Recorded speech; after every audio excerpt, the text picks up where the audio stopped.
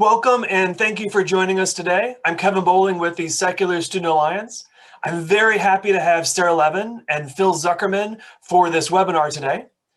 Sarah worked with the Secular Coalition for America from 2013 to 2019 in a variety of roles, including the Director of Grassroots and Community Programs and the Director of Governmental Affairs. I had the pleasure of working with Sarah while she worked at SCA. She's absolutely fantastic. She left SCA and started her own company. So she is the founder and principal of Secular Strategies. It's a company that empowers policymakers, lawmakers, and changemakers to be effective champions for secularism in the United States, and is pioneering strategies to mobilize religious unaffiliated voters. So without further ado, let me pass it off to Sarah Levin. Thank you so much, Kevin. It's great to be here. I'll just give a quick overview of the kind of work I'm doing, and my hope is to get the folks who are here today excited about getting involved. I believe that there is and I'm sure Phil is going to cover this at length, we have the potential to be a formidable voting bloc. And there's a lot of naysayers out there that say that it's not possible. I think it is absolutely possible, and there is data to show it. I'm not trying to show Phil at all, but what I'll say is that there is data to show that we are more united on the issues than the white evangelicals are, right? So we are really, really united on issues. And even though we're not a monolith, just like, no constituency is a monolith, there's a lot of reasons to see potential in having a more cohesive voting bloc. But in order to get there, there's a lot of work that needs to be done. And things that you can do on the individual level to make that happen. So one thing among my work that I'll highlight is party politics. And, I wear the Democratic hat, but, you can be a Republican, Green, Libertarian, whoever you are. Secular values really should be nonpartisan. Unfortunately, they really haven't been, but that doesn't mean that there isn't room to make sure the non-religious voice and the concerns that you have about church-state separation, other issues shouldn't be heard in your party. So one avenue for doing the work to kind of build the infrastructure we need to have a voice in politics is within the party structures. And so one of my clients is Secular Democrats of America, which mobilizes people who identify as both secular and Democrat to organize secular caucuses within their state party. So for example, tomorrow we're launching Secular Democrats of Pennsylvania. And the featured speaker is Representative Brian Sims, who's an openly atheist lawmaker who proudly says that he's the only lawmaker in the Pennsylvania Assembly who does not swear in on a book of faith. He swears in on the Constitution. And he just announced his candidacy for lieutenant governor yesterday. So there's going to be an openly gay and openly atheist candidate running for lieutenant governor in Pennsylvania, a very important swing state. And Pennsylvania is going to be the 5th state that we're launching a secular caucus like this. And there's efforts underway in Colorado and Arizona and other places as well. And the kinds of things that we're having folks do, one, educating their own peers and their own leaders in the Democratic Party about what it means to meaningfully include non-religious voters, understanding who non-religious voters are, convincing them that perhaps just like the parties target constituency groups, that they should target non-religious voters as well, try to win over their votes, understand what their issues are, visit them on campaign stops and town halls. The Nebraska Secular Caucus, for example, were challenging their state party's practice of opening their party meetings with prayer, right? Which is something that had never been challenged before. And so engaging those kinds of conversations and explaining, why that's not inclusive. And now, because of that conversation, they're now going to be providing training to party leadership in Nebraska about be inclusive of the non-religious, right? So having that voice internally can change the culture of your party. Whatever party that might be. And then, of course, in addition to sort of internally changing the culture of these parties, which have such a huge impact on our politics, it's really about building a donor base, building a volunteer base, the door knockers, the phone bankers who can advocate for candidates who share our values, whether they're non-religious or people of faith who share our values. We are severely underrepresented in public office. And in order to change that, we have to get in the game. So we have to be the ones that we can't just say to candidates, you know, if you're non-religious, you should just be open about it because it's the right thing to do. We have to actually provide a net gain for that. What will it take to make a candidate want an endorsement from secular voters or for secular organizations or PACs? Well, it's going to be money and people power, right? So we have to build those institutions. We have to create that net political gain for being associated with our community, and at the same time change the culture in our society, but also in our political parties, to open up that space so that people don't feel that they can't run and get the backing of the party or get the backing of voters if they're openly non-religious. And things are changing. There's now over 80 openly non-religious lawmakers at the federal, state, and local level. And that's something that the Center for Free Thought Equality, one of my other clients, tracks. And they just helped to establish a new association of secular elected officials, which just announced itself a few weeks ago. And so it's really, there's a lot of momentum and there's so many ways to get involved.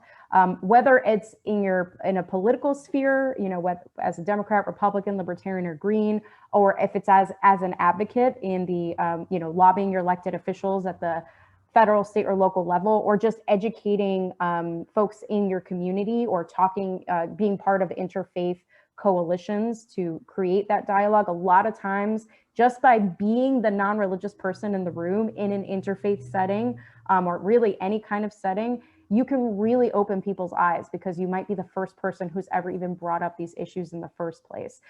So there's so many different ways you can make a difference. I'm just going to stop there, and I'm happy to answer any questions about the work that I'm doing politically or with other clients. But just know that on the individual level, you can make a huge difference. And so I encourage you, if you're already involved in these things, and a lot of people are, this idea that we're not joiners is just not true. We're just not bringing our secular identity with us a lot of the time. So if you are involved in advocacy organizations, in political organizations, bring your secular identity with you, because it can make a huge difference. So with that, I am going to turn it over, and I'm really excited to hear what he has to say. And hopefully I didn't say anything that would contradict his presentation. Phil, hopefully that teed you up. So Phil Zuckerman is Associate Dean as well as Professor of Sociology at Pitzer College, and he's the founding chair of the nation's first secular studies program. He blogs for Psychology Today and is the author of several books, including What It Means to Be Moral, published in 2019, The Nonreligious, Living the Secular Life, Faith No More, and Society Without God. He's joining us today to present about the rise and influence of secular voters, and I'm going to turn it over to him. Thank you so much. Thanks, Kevin. Thanks, Sarah. Man, Sarah, I am so glad you exist. I am going to sleep so much better tonight. My goodness, this is so wonderful. I'm so glad you're doing what you're doing. You are so making the world a better place. And all of you who are, you know, here today, I mean, there was no Secular Student Alliance when I was in college. I mean, I'm 51, sorry to do this, but I remember when I was in college that I just felt so alone. It wasn't that I felt alone being non-religious. There were lots of other non-religious people, but their non-religiosity or their secularity didn't seem to matter to them at all. It didn't seem to motivate them at all. And it was something that was so important to me. And I'll never forget being at the University of Oregon, and I stumbled into some library, and for some reason the library subscribed to like the American Atheists magazine. And I was like, what? There's a magazine? And I got it, and I was just so, but I still felt quite alone. And I remember in the 80s and 90s what a powerful force the organized religious right was. And they just seemed to be getting more and more powerful. They started spearheading anti-gay rights initiatives. They were a presence on campus. Everywhere I walked on campus, there were tables for, you know, Young Life and Christian organizations and Catholic organizations and Jewish organizations, and all these organizations. I was part of the Jewish organizations as well, because I'm culturally Jewish. But I mean, there was no humanist presence. There was no secularist presence. And then, you know, beyond that, just politically, it seemed as though the religious right was just scoring one victory after another, getting on school boards, getting on city councils, getting on our Supreme Court, you know, invading the White House, being, you know, and we just endured the most evangelical right-wing government this country's ever seen, and hopefully we'll ever see again.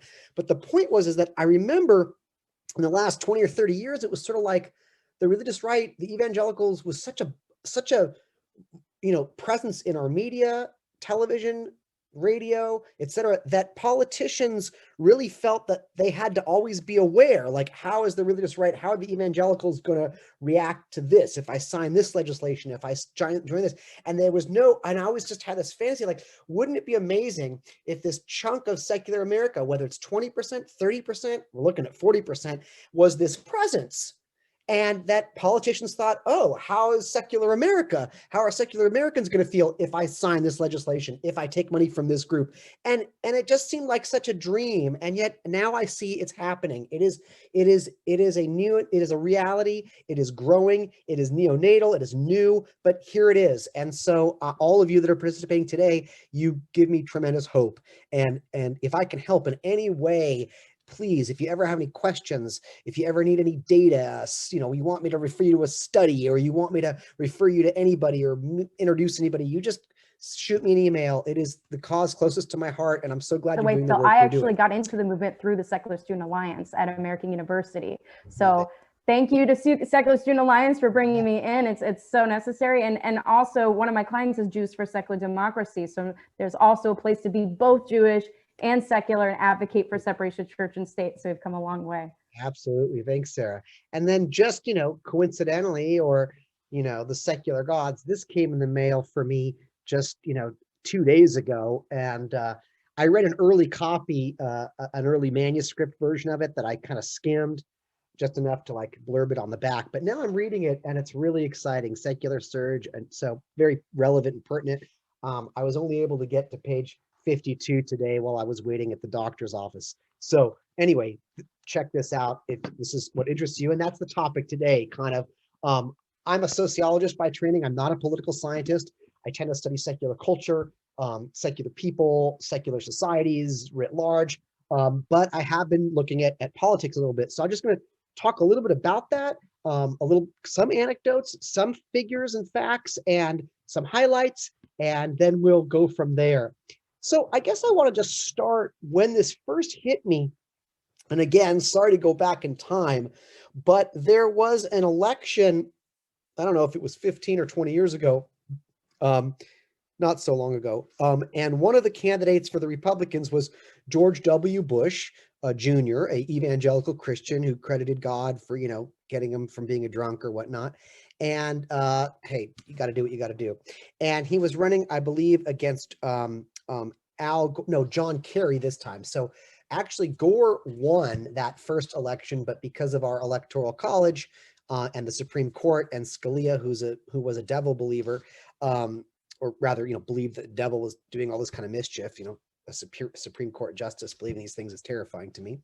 Anyway, so Bush was declared the winner, even though he lost the vote. And then when it came time for his reelection, he was going against the Democrat John Kerry.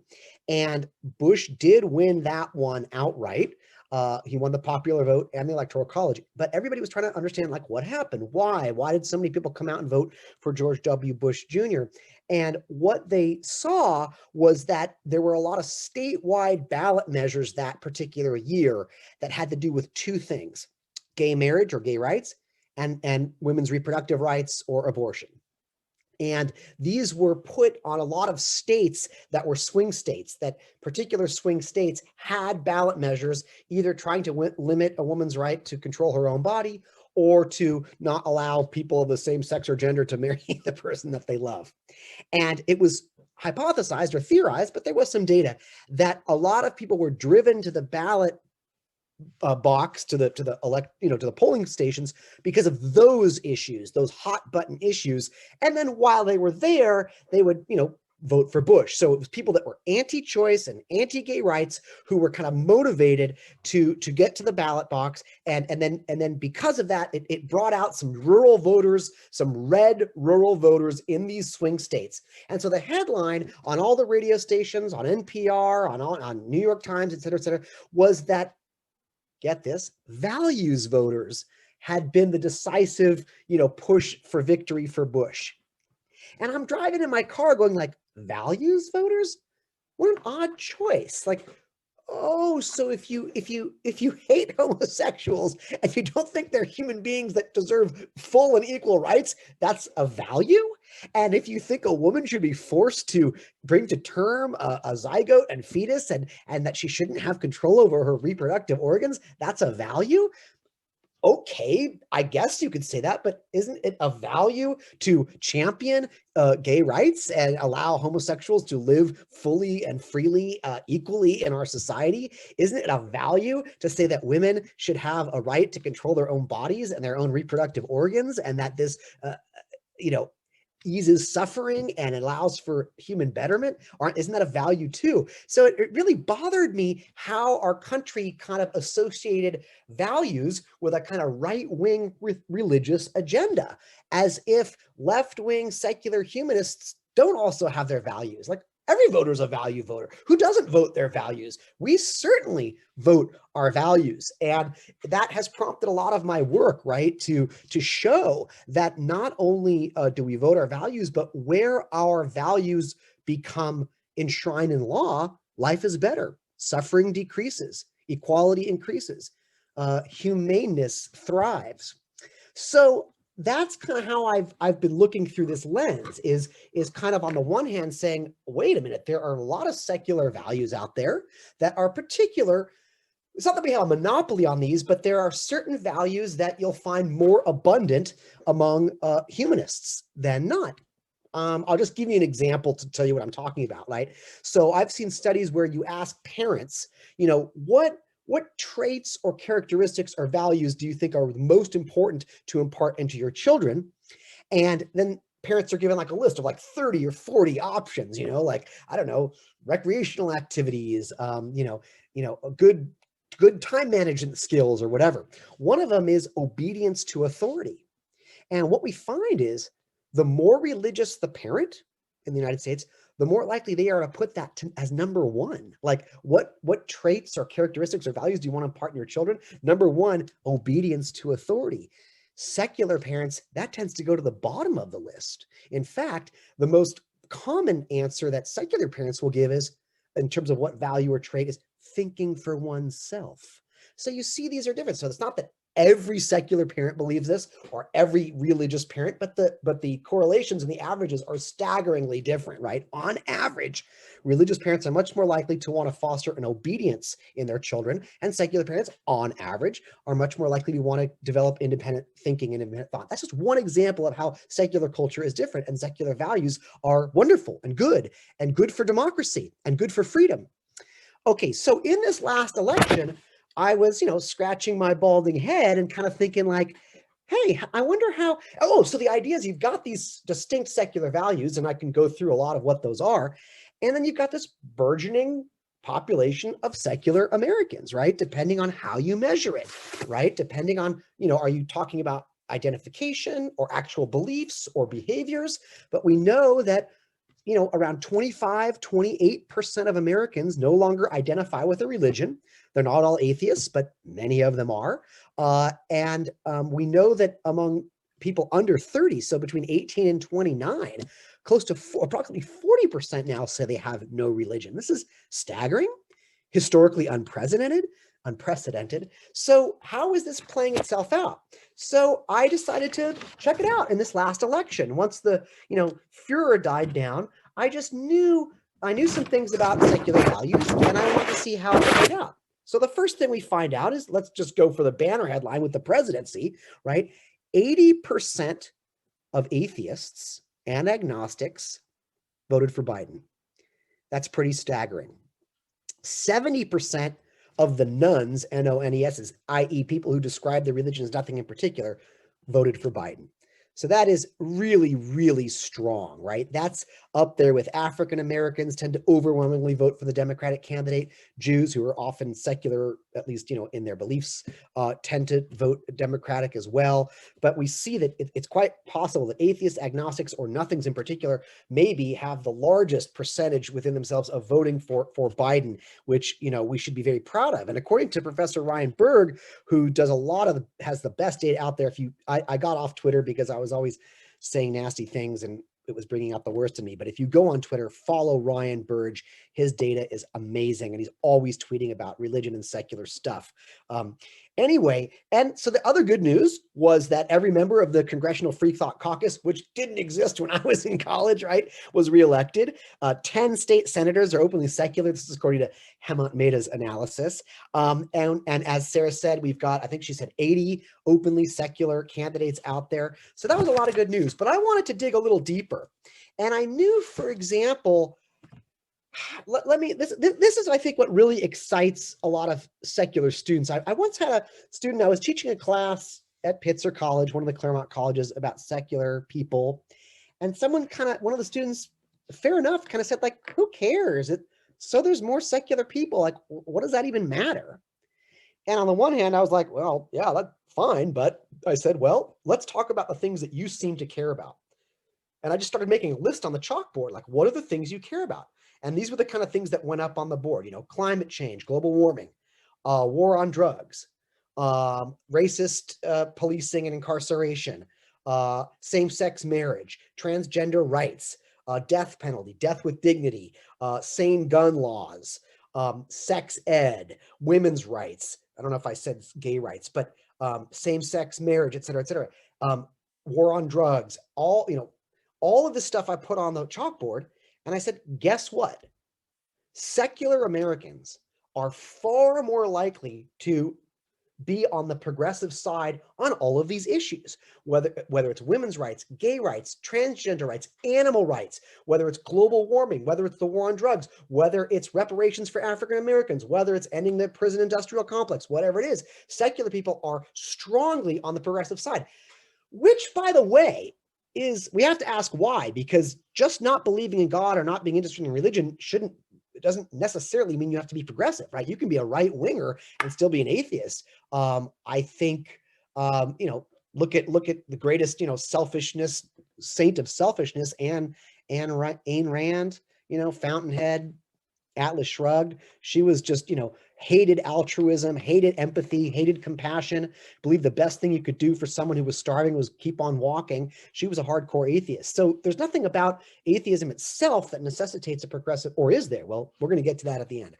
So knowing this list of where progressive values and secular values really seem to be arm in arm here, or finger in finger, or whatever, I decided to look beyond the Biden-Trump divide and check out how things went. So I just started, I did some searching, and what I found was, wow, in Washington, up in the Pacific Northwest, was Referendum 90. What was so interesting about Referendum 90? This was a measure that mandated that all public schools, K through 12, had to offer sex ed. Up until now, there's never been a state measure that mandated that. So different school districts could adopt sex ed programs at their, prerogative and as they wanted. But this referendum said, enough of this kind of like, well, this school, that school. No, every public school in Washington state is going to offer K through 12 sex ed. And it was voted on as a ballot measure, so a statewide referendum. It passed. And to me, I wasn't surprised, because what do we know? In survey after survey after survey, the more secular you are, the more you understand the value of sex ed. You understand that it increases health and well-being and decreases disease and suffering. So secular people tend to be much more in favor of sex ed, and the more religious you are, the more anti-sex ed you are, right? And so what do we find? Washington is one of the least religious states in the United States. Well over a third of Washingtonians do not affiliate with any religion. 40% say they never attend religious services. So I would argue that the fact that Washington is so secular helped the passage of sane sex ed, which is a moral value, people. And, and it's so important, and it's so crucial. And you find that the more secular societies globally have the best sex ed, right? So there is this strong correlation between secular orientations, secular culture, a preponderance of secular voters, and good sex ed, right? just down the ravine from Washington is the greatest state in the United States, the state of Oregon. Objectively, the greatest state, according to me. And as you may know, Oregon passed Measure 110, which has decriminalized the possession and personal use of all drugs. Not legalized. If it's legalized, that means it's regulated.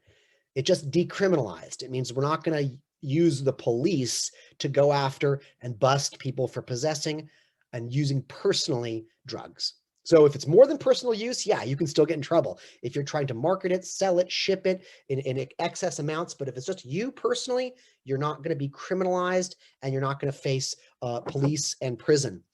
And again, this is pretty exciting stuff. And it's no surprise. Oregon is one of the least religious states in the country. Eugene Springfield is one of the least churched metropolitan areas in the country. And we know, again, from just as secular people are much more likely to support sex ed, secular people are much more likely to understand that drugs and drug problems should be seen as healthcare crises, not criminal problems. You do not deal with drugs as a criminal issue, but as a public health issue. For example, in a Barna study, 66% of evangelicals believe that all drugs should be illegal.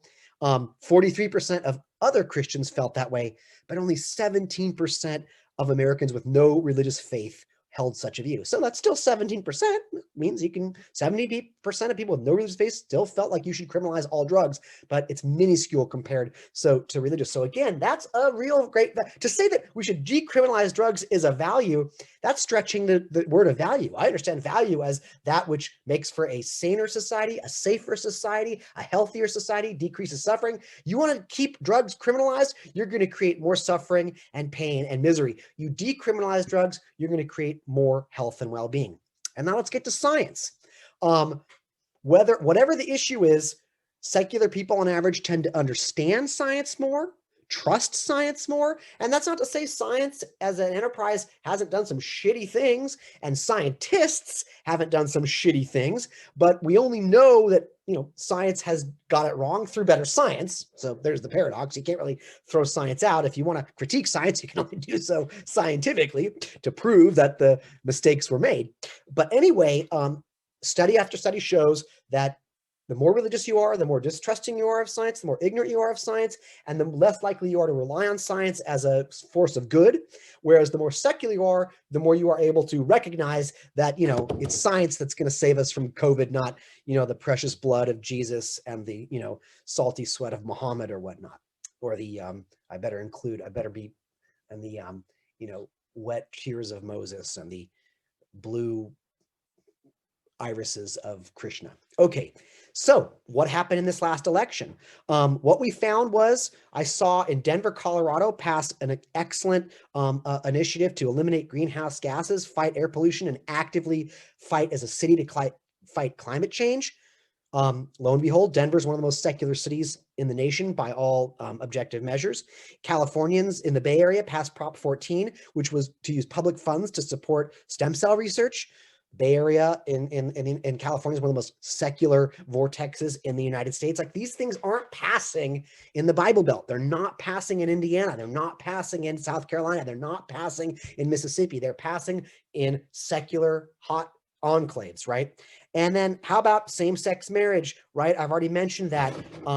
So in this article, I wrote like values versus values. And I detail again, whether it's separation of church and state from the First Amendment, obviously secular people are much more on board, but whether it's women's reproductive rights, women working in the paid labor force, the DACA program, death with dignity, opposition to the death penalty, et cetera, et cetera, et cetera, secular voters are on the progressive moral side of all of these issues. So the question is, what does the future hold? Well, if in fact the trends of secularization continue in the way they've been continuing in my lifetime, right? When I was born, about 4% of Americans said they had no religion. Now we're up to 25, 28%, depending on the survey you look at. So over a quarter of Americans saying they have no religion. And of those, there's more and more atheists and agnostics and secular humanists. As that increases, And it hasn't stopped yet. It may plateau. We may get to like 33% and stop there, but it hasn't happened yet. So we'll see how long this goes. Trump's done a great job of galvanizing young Americans to just look at religion, evangelical Christianity in particular, as suspicious and corrupt. So I think there's going to be a continued backlash against the Trump administration and the Christianity that they wore on their sleeves, and the Sarah Huckabee Sanders and all those folks that wore their crucifixes, front and center while they're toting their, AR-15s or whatever the fuck they're called. So I think you're going to see more, it can continue increase of young Americans walking away from religion and not returning. And if they continue to vote in numbers that we hope, you will continue to see secular values more and more voted on in the ballot box, and making the world a better place up against the might of the religious right, which is so mighty. But Sarah had it right on the nose, and she said what needs to be done, and that was just fantastic. Now, what I'll end here, though, is I broached that issue of you don't, just because you don't believe in God or don't have any interest in religion, why should that make you care about climate change? Or why should that make you care about women's rights or gay rights, et cetera, et cetera, et cetera? I actually think there are answers to that. I think that when you no longer believe in a sky daddy who tells you what to do, there's an existential orientation where you realize that meaning has to be created on your own, and that values and morals are something that we construct ourselves to ease suffering in the world. And we realize that this planet is the only one we got. And we realize, that justice is a benefit and we want more justice and not less. So I do think a secular orientation does breed a kind of ethical, progressive worldview. However, I'm not so sure. It's a little bit of a chicken and egg for me. Is it that people become progressive in their political orientation through the books they read or the neighbors they have or the TV shows they watch, and that progressive orientation leads them to lose religion because they're like, whoa, religion, that's patriarchal, that's racist, that's homophobic, that doesn't accept science, and I'm not those things, so I'm going to walk away from religion. In this case, secularity would be a result of a progressive political orientation. Or is it the other way around? Is it that secular people, who have lost their religion or rejected their religion or no longer or weren't raised in it, as a result of their secular orientation, adopt or are drawn to progressive values and progressive political positions? Or is it a little bit of both? Are both kind of happening simultaneously? I'm not so sure. I don't know how to tease these things out. And but at the end of the day, what we know is the result. And the result is a very, very cohesive secular political agenda that leans heavily towards the progressive and pro-democratic side of the political spectrum, which I hope just gains more and more strength. I think I'm going to end there, and we'll see what kind of conversation we can get to. I can't hear you. Awesome. All right. So we already have, I promised myself, this morning after that happened, I was like, don't be that person that forgot to turn off mute, but here we are. So we already have some questions in the queue, and you kind of already touched on this, but I wanted to get a little bit deeper into it. This is a question from Gary, who said, in Colorado, we saw more rational voters cast a ballot for the first time in years because marijuana legalization was on our ballot. Does that sound related to your values voter example? Has there been a link between such ballot issues and rational candidates winning, which you did address, but I do kind of want to just add on to that. I have found, and you mentioned drug policy, ending the drug war, and animal rights, those are things that I've noticed intersections, right, where there just seems to be, and this is anecdotal, I haven't seen data on it, that there's these Venn diagrams where I found that in secular spaces, you find a lot of animal rights activists, you find a lot of folks who want to decriminalize or legalize drugs. So just kind of adding that all in, what's your take on that?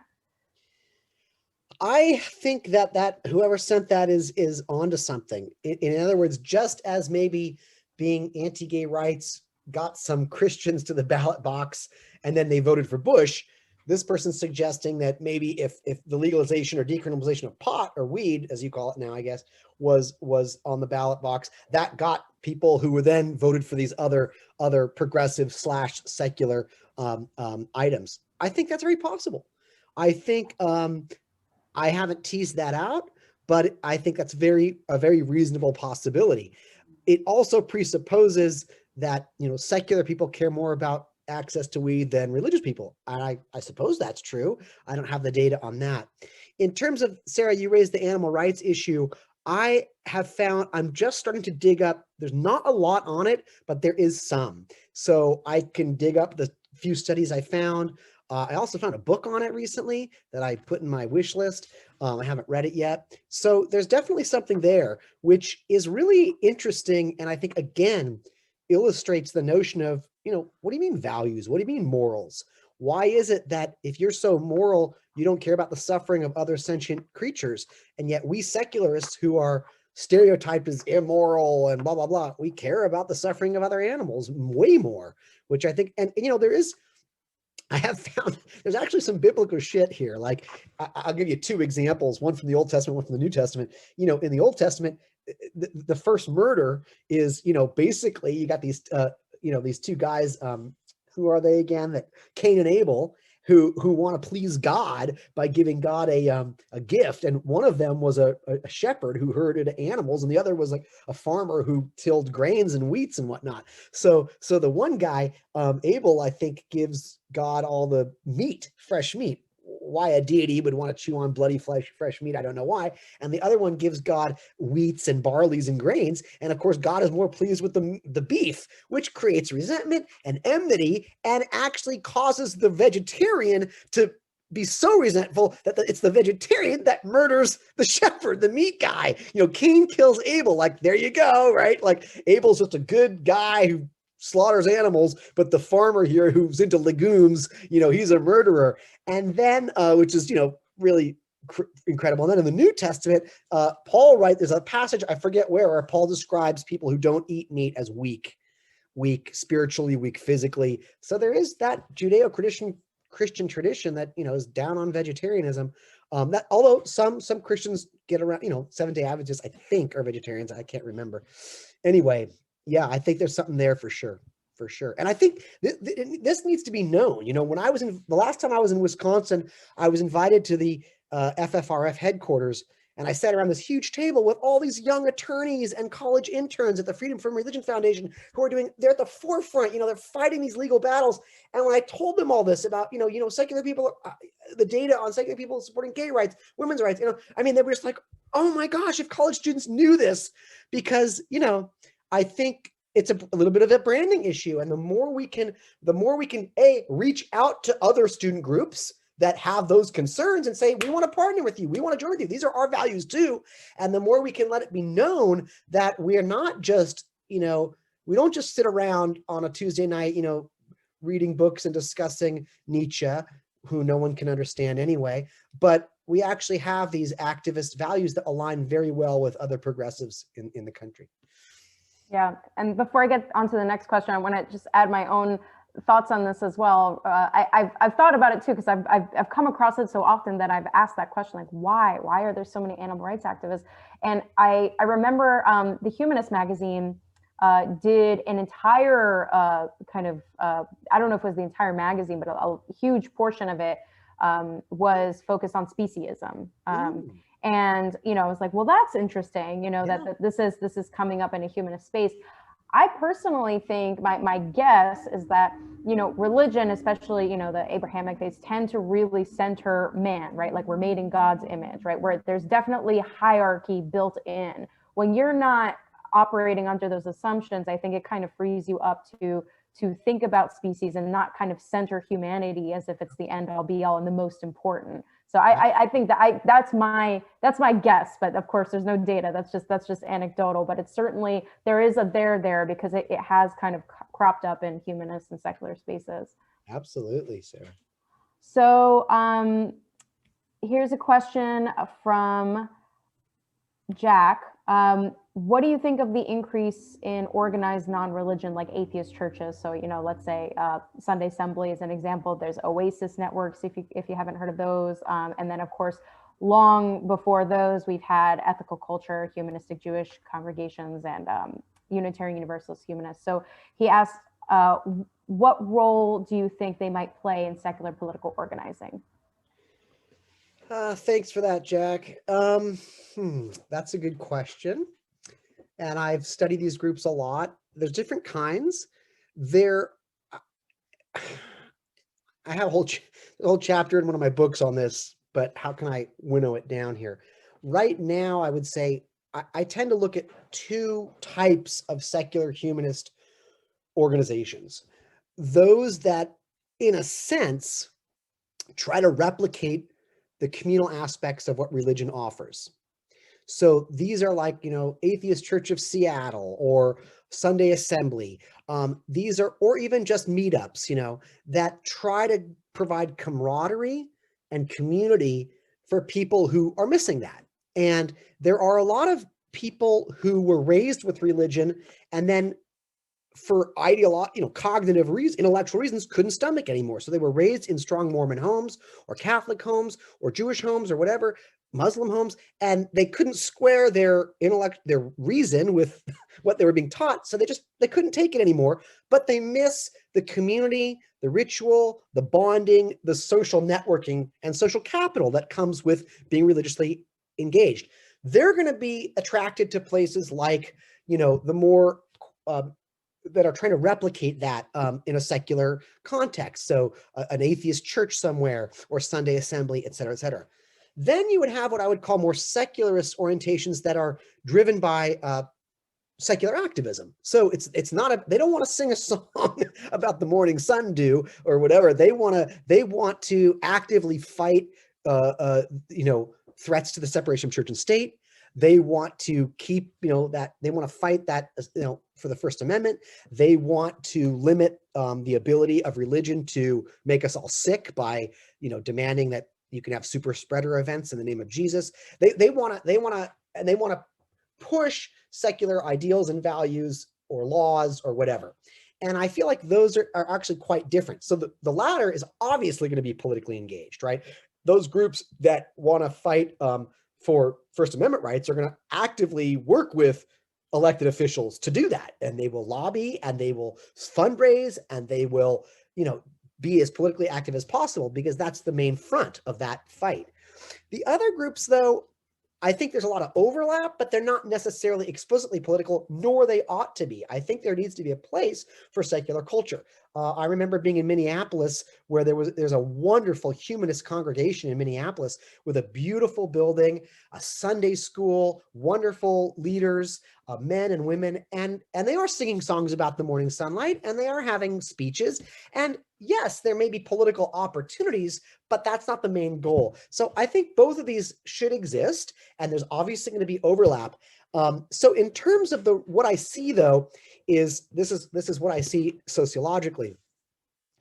Most secular people do not see their secularity as a prime as the prime aspect of their identity in life. Like, in other words, a strong Orthodox Jew or a strong Muslim or a strong Catholic or a strong Presbyterian or evangelical, that's like number one on their list, like I'm a Catholic or I'm a servant of God. And then number two might be I'm a wife or I'm a husband. Number three might be I'm a real estate agent or I'm an iron worker or, job, career, whatever, or I'm a Republican or whatever. But their religion is going to be like at the forefront of their identity or their race or their ethnicity.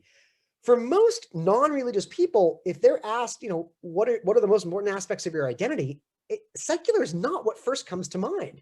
It might be a political orientation, a racial orientation, a nationality, their job, their marital status, their hobbies. They just happen to be non-religious in a sort of default sense. They walked away from it, and that was that. So people like us, people that are sitting on a Tuesday afternoon on a webinar to discuss the secular, we are a very small minority of the larger secular world. We are driven by, we see secular causes as important to make the world a better place, and we see it as a significant aspect of who we are, of our identity. We want to read books called Secular Surge. We want to join groups and subscribe to magazines and websites and that have to do with this.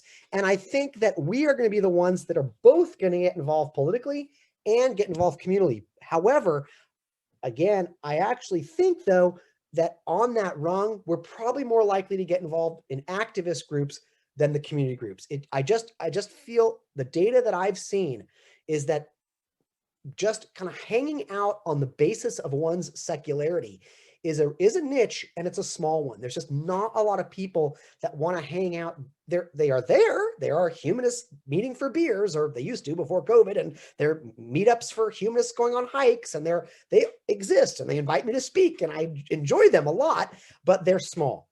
And I think they'll grow a little bit. I don't know how much. I think the Sunday Assembly is a good example where there was a big explosion at first. People were interested, but they had a hard time sustaining membership, and people went once or twice. They didn't become regular attenders. A few did, a few stayed, but it was far less than in the beginning. But I think these kind of groups like Freedom from Religion Foundation, American Humanist Association, Secular Student Alliance, that have an identity component, but have a real political/social agenda. I think these are the groups that we need to look for to make the changes that need to be changed in our nation and in the world.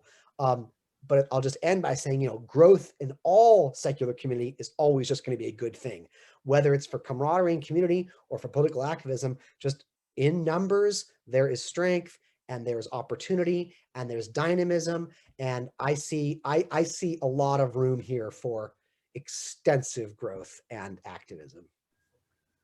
So I have a slightly different take than you on this, Phil, because I've noticed that there's actually quite a bit of political activism that comes out of the ethical societies, that comes out of the humanistic Jewish congregations. I think that they are, yes, in the grand scheme of things, are they?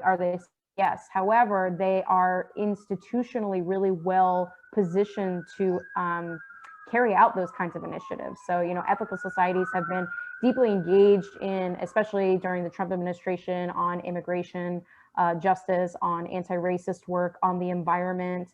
They're the most likely, often because they have professional staff who are trained as clergy, to be involved in interfaith networks, which tend to be the go-to for local city council members and that sort of thing. So, for example, I know the former ethical culture leader at the Washington Ethical Society was deeply engaged in homelessness issues in DC. Why? Because there's a Washington interfaith network that she was a part of, right? So I do think that they're actually quite well positioned to do that kind of work. And especially if they have a home base, they are the most, and they're not meeting in a restaurant or something like that. It's a lot easier for them to invite any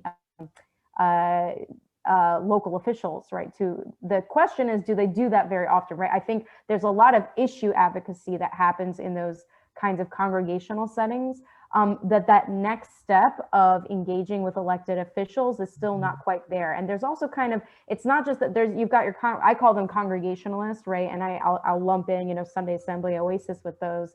And then you've got your really like activist groups, but there's also groups that do neither, right? That are not trying to replicate the, like the religious community, but they do have some community aspect, but they're not political, right? So, the book clubs, the pub stuff, right? So but I think all of them, there's a Venn diagram there, and all of them should be doing political advocacy. And in fact, there's, one of the things that I know Secular Student Alliance, and American Atheists, they have different acronyms, but for the same thing. One calls it ACEs, one calls it CASE, but it's the idea that a secular organization should cover community as well as advocacy, as well as education, as well as the social aspect, right? Because people, and I found this in speaking to different groups, people might come to for community and not ever have thought themselves to be involved in politics or advocacy, but through that community get involved. And then vice versa, you've got people who are really more interested in the advocacy, but if the organization they're a part of also has a social component, they start getting involved in the community aspect, which they may not have sought out at first, or maybe not have been even interested in. So I think the more well-rounded that every kind of group can be, the better. And I think this is actually a great segue to, I'm going to combine two questions that are very similar. One was another one from Gary, who's asking if it's worthwhile to organize secular voters to support a particular ballot issue as a good way to move people closer to secularism. And then there was another sort of similar question from Rick. How can we secularists hope to make a dent when so few atheist humanist skeptics will volunteer with, donate to, or join local and national associations? If you don't mind, I'll just quickly give my 2 cents. I want to turn it over to you. So the reason I connect these two is because I think the answer is yes, Gary. It would be a great idea to organize secular voters around a ballot issue. And for Rick's question, this idea, and I wonder if you agree, Phil, that we don't join things, I think is a total myth. It's just that we don't join things and bring our secular identity, which goes to what you were saying. That's not the prime thing. That's not the first thing we identify with. There's tons of non-religious people involved in nonprofits, in their political parties, in all kinds of stuff everywhere. We are very active, but we don't go to the soup kitchens and to the political parties and to all these groups and say, hi, I'm secular, right? It's not something we bring to the forefront.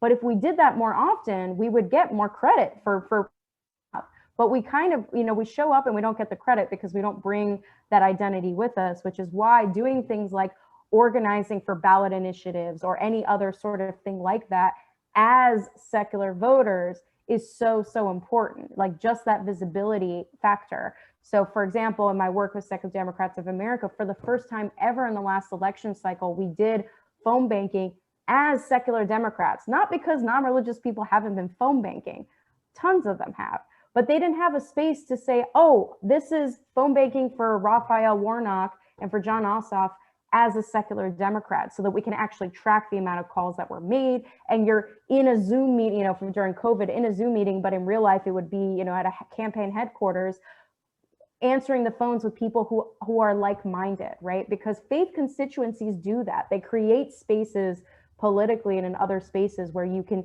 bring that hat with you. So what do you think about that, Phil? Yeah, ditto. I mean, I completely agree. I think outness is key. Being out with your friends, your family, your coworkers, your colleagues, and your other fellow activists. I mean, I think a lot of people still don't even know what the word secular means, for example. Like, what does that even mean? Sect? Are you a sect? Like, and humanists, I just think, I can't tell you how many people I've interviewed in my work who are non-religious, but they don't have a vocabulary to articulate it. They don't even know the terms or labels, and they just don't even know. And I think that the more that secular, humanist, become part of the political verbiage and the cultural verbiage, it's like, oh, that's another legitimate thing you can be. So I think absolutely being involved in whatever group you're involved in or whatever groups you're involved in as a secular person, as a humanist, is really important. And also stressing that it's a value orientation. It's a moral orientation. We mustn't, or ethical, if you don't like the word moral, like we mustn't cede that territory like, oh, religion does such a great job of saying like, this is where morality comes from.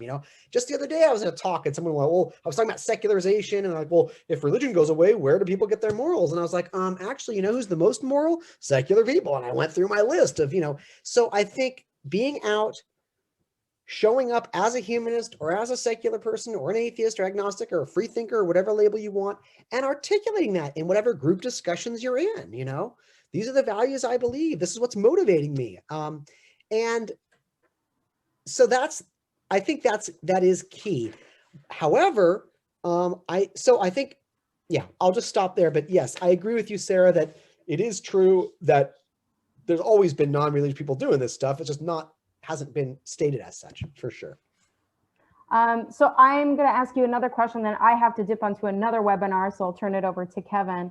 But there was a student here, I'm trying to find this question now, I feel like it disappeared, who was saying that they're in the South and they want to start a student group, but they're afraid that they might be alone, and that there might not be other people.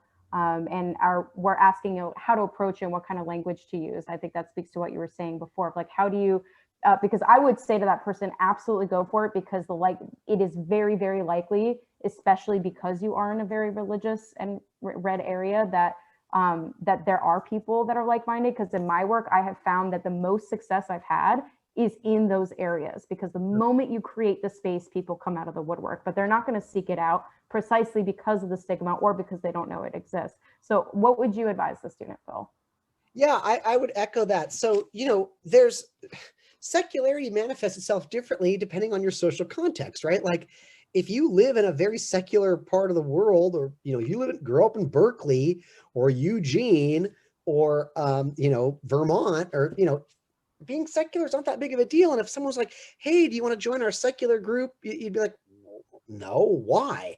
However, if you're living in a highly religious part of the country, you are going to feel more alienated, more despised, more misunderstood, more distrusted, and you actually are going to want that community more, which is why, for example, Camp Quest, which is the camp for secular kids, was started in Kentucky, right? That's where it began in the 1990s. Like, it didn't start in Berkeley, it didn't start in Eugene, it didn't start in Seattle. It started in Kentucky because the parents there were like, man, every kid's going to Bible camp. We need to have a camp for our kids. So what I would say to you is, use the internet, use social media, reach out. You're going to be surprised how many young people in your 10-mile radius are hungry for this.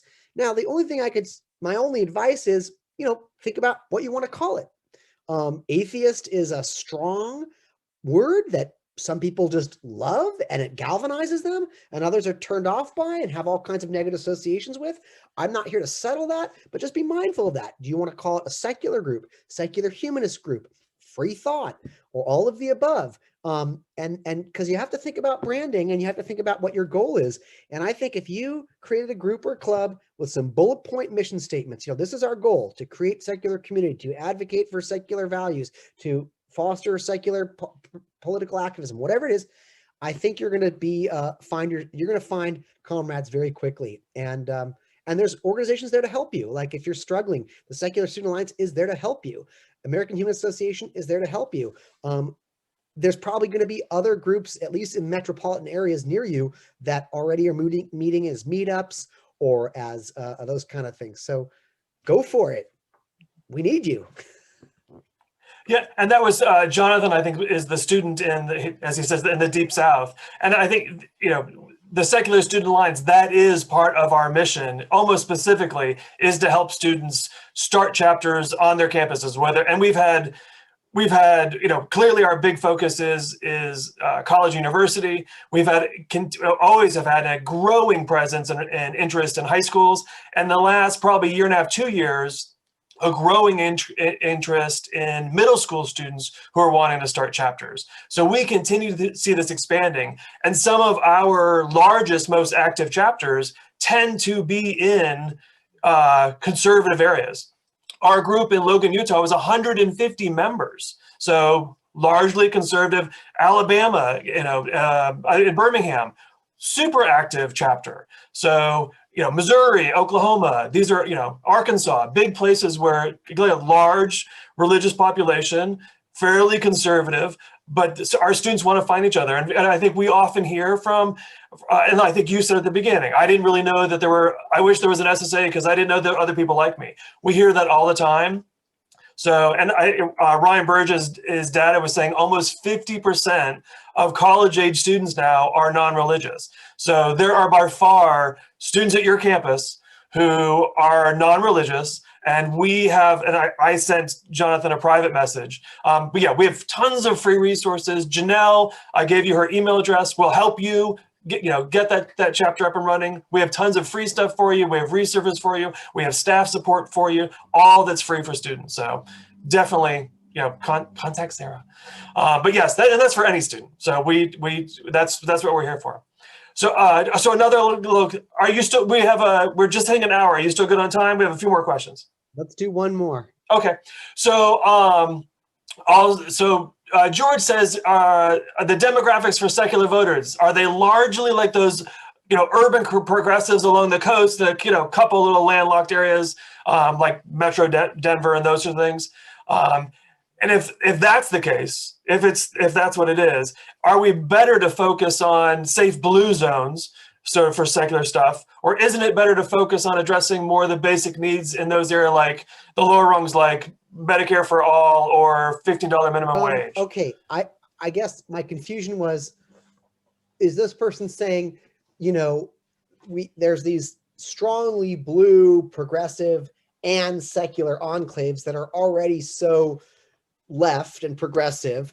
Wouldn't it be better? I thought that they were going to say to put our energy in more red state areas, but they didn't say that. Instead, they said, ought we not focus more on issues where people are in need, like upping the minimum wage, getting health care for people that need it, getting food for people that need it. To me, that's a general kind of philosophical question that applies to anything. Like, what's the best thing to do with one's activist time? Is it to address a need immediately, help the homeless in your local town, donate to a charity that you think is doing immediate work, or start creating secular movements in a red state, bolster those in a blue state? And my answer to that is, all of the above. Do what your heart tells you, do what your conscience tells you, and do what you're passionate about. I try to do a little bit of both. So I'm on the board of something called Humanist Global Charities. This is an amazing organization that provides relief to people in need all over the world, in the Philippines, in Zimbabwe, in Uganda, in Sri Lanka, like helping women who have businesses, helping people, orphans who don't have computers, helping food, helping schools. And I give some money to that every now and then, even though it's not in my local community. On the other hand, when I see that a politician, a secular politician has come out, like this person in Pennsylvania or Jared Huffman in California, I donate some money to that campaign and say, I'm glad to see you're out there as a secular politician, and I want you to know we've got your back and we're going to be there for you.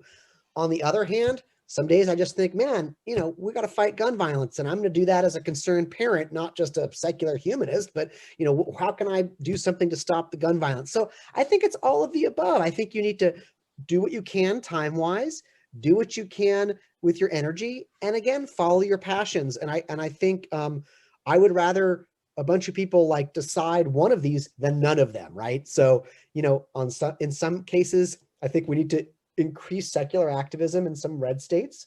In other cases, I think we need to continue to support secular political activism in the blue safe areas. And then in other days, I think you're right. Let's just see where there's need and just go for it and help people live better lives and endure and fight suffering where we can.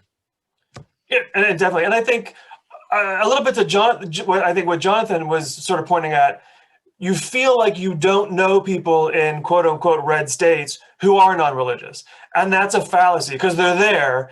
It may be harder for them to be vocal, or there may be more personal risk in being vocal, or familiar rejection, or whatever those things is. And American Atheist has done some great studies with the Secular Survey that shows all that is very true. So there are atheist Republicans, there are atheist libertarians, there are atheists in red states. So yeah, and I think I always look when I go into, I'm privileged to live in Los Angeles and be gay in Los Angeles, and I can walk down the street.